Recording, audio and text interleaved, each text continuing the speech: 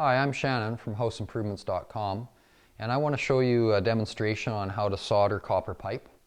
So typically this would be for running your water in your house or that sort of thing. The few things that we need obviously is some copper pipe. I'm just using a couple scrap pieces here and I'm going to solder an elbow in.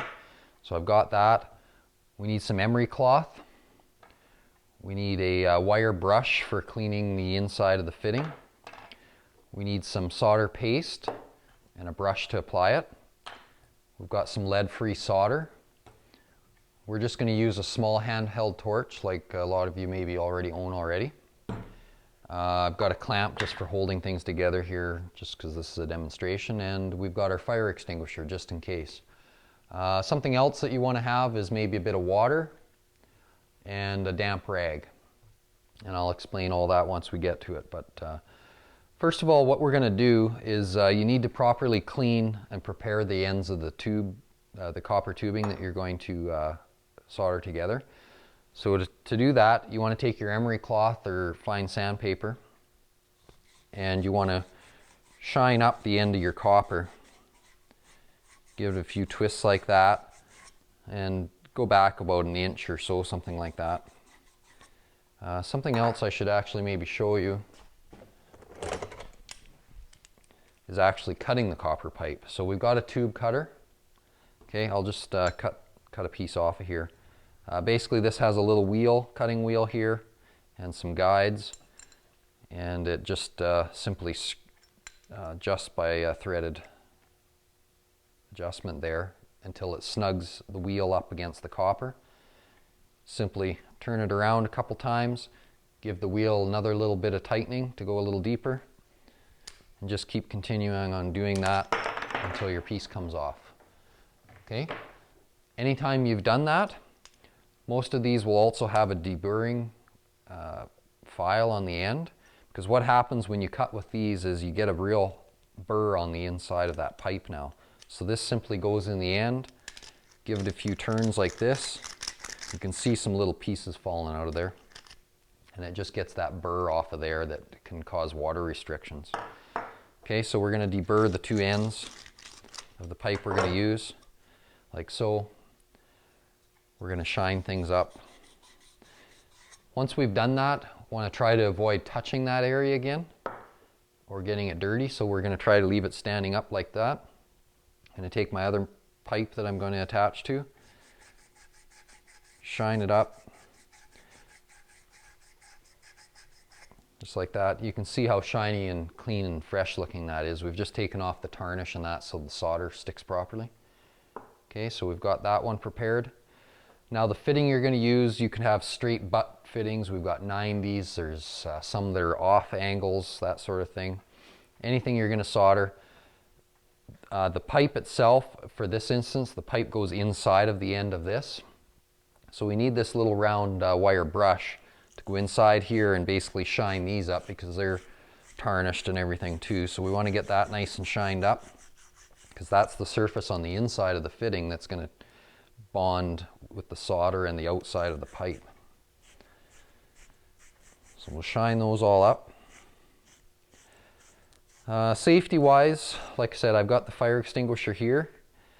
That's just in case. You never know. You're dealing with fire, you're dealing with the torch here in order to heat this up enough to melt the solder and make the connection. So, you know, you might be working right in a corner in the framing or whatever. So there's other things around you that can ignite that you don't even realize. You know, you can be using the torch to heat this up, not really realizing that, you know, 6 or 8 inches over here, there's something flammable that you've heated up to the point where it starts to smoke or smolder. So you need to be very cautious about what's around you, not just what you're working on. So just a word of advice there. So I keep a fire extinguisher, bit of water just in case, and always be vigilant about what's around you. So we've cleaned the pipe, the copper pipe, and the fitting. Okay, so we've got that all prepared. We can set these to the side. Now what we need is some soldering paste. Basically this just helps the solder to flow in the joint that you're making and make sure that you get a nice joint. So use a brush, try to not use your hand. the oils and stuff on your hand can contaminate the paste and the joint.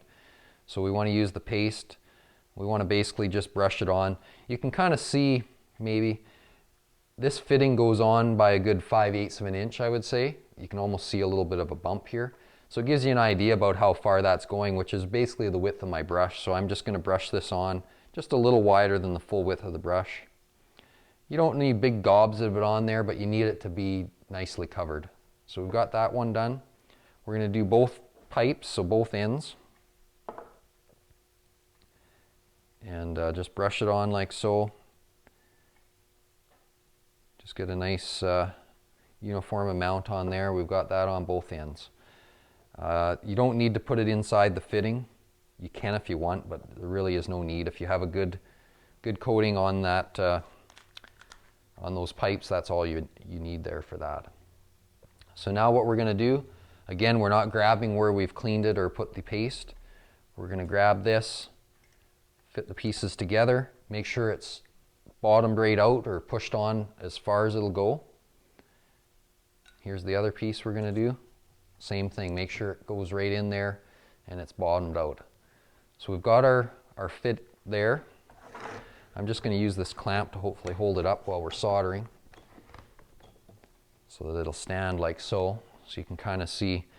Now the idea with the solder, with the torch and the solder is you need to heat up this fitting to a point where when you touch the solder to it, the solder will melt for one thing and then be drawn inside of that joint.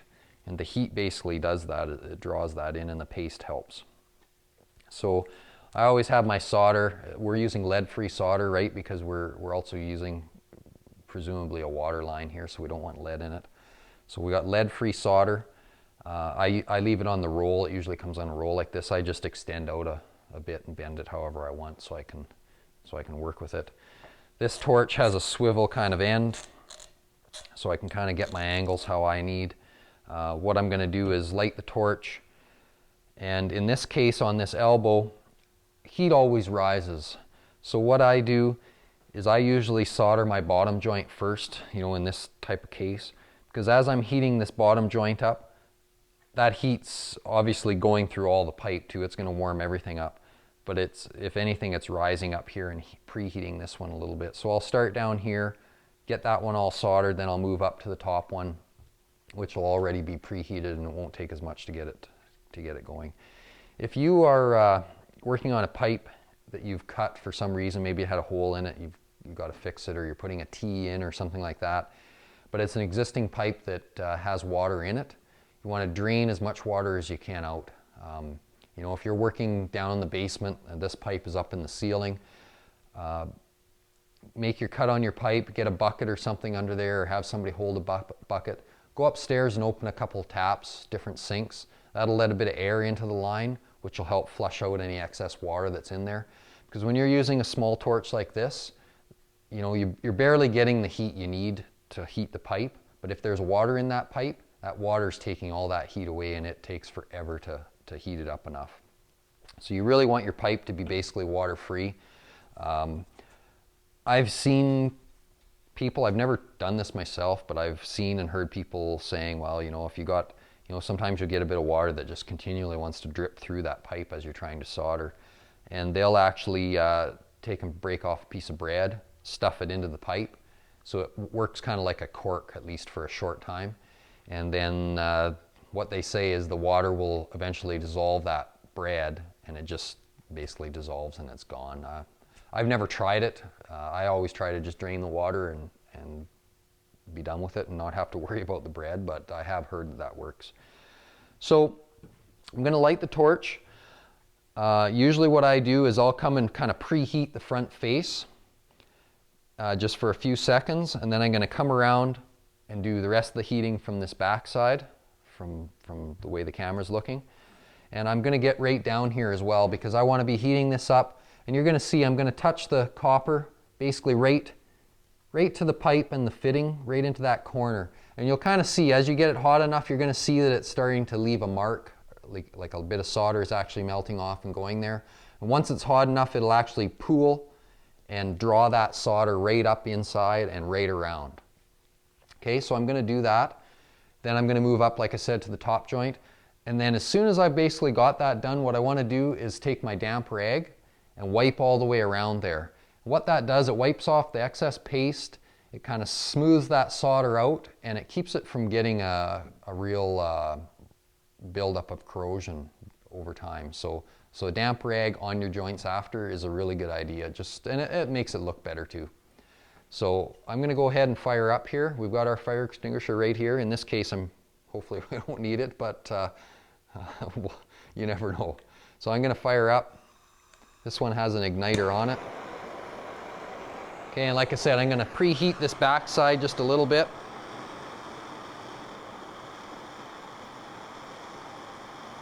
Like so. And then I'm going to come around to the back here, or this side, and work from there. And it takes depending on your torch, it's going to take a few seconds.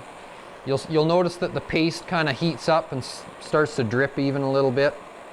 And already my solder is good, and you can see it sucking right around as we go. So this side's good. We got a bit of smoke coming out. That isn't a big deal. And you want to try to rub your solder opposite of where the torch is, because then you know you've got the pipe hot enough on both sides. And I'm not sure if you could even see that on the film or not, how it just melted and instantly wanted to suck into that joint. This pipe is hot, so you definitely don't want to grab it with your hand. But you can see how I just kind of cleaned that up with a bit of a damp rag. It gets away that bit of charred residual on there, gets it off of there, and oh, I've got a bit of an ugly solder on the bottom. I really actually put a little bit too much solder on there. You can see I was talking and not paying attention. You don't want your solder to be hanging off the bottom like that. I probably got twice as much solder there as I really needed to. Just wasn't paying close enough attention as I was talking. Now if I move this in by the camera, and if the camera zooms in, I'm going to use this just as a pointer. You can see how the solder, this is where I would have touched the solder on there, and you can just see it perfectly sucked in all nice. There's no gaps in that joint around the pipe or anything. It's really tough to see.